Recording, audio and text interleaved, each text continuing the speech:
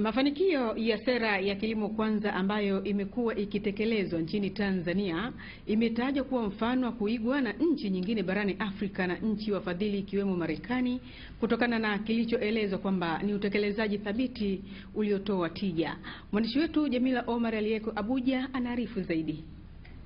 Mtendaji mkuu wa shirika la misaada la Marekani Rajiv Shah akiongoza majadiliano ya namna ya kuboresha sekta ya kilimo Afrika katika mkutano wa kilimo ambao ni sehemu ya majadiliano katika kongamano la dunia la kiuchumi Afrika, ambapo Rais Jakaya Kikwete alihudhuria pamoja na marais wengine wa Afrika.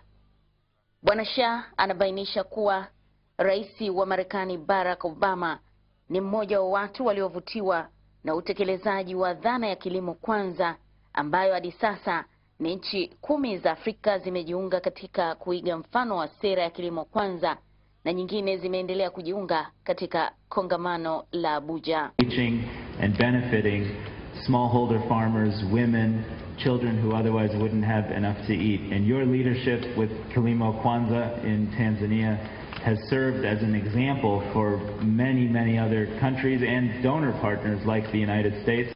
Rais Jakaya Kikwete amesema atahakikisha sekta binafsi hasa wakulima wakubwa wanashirikiana na kuwasaidia wakulima wadogo kuboresha kilimo chao katika masuala mbalimbali, ambapo kiasi cha dola bilioni 7 zimetengwa na makampuni binafsi Afrika katika kuendeleza. Players in the private sector, we want to involve them, let them establish farms, but also support the agricultural sector, support the peasant farmers.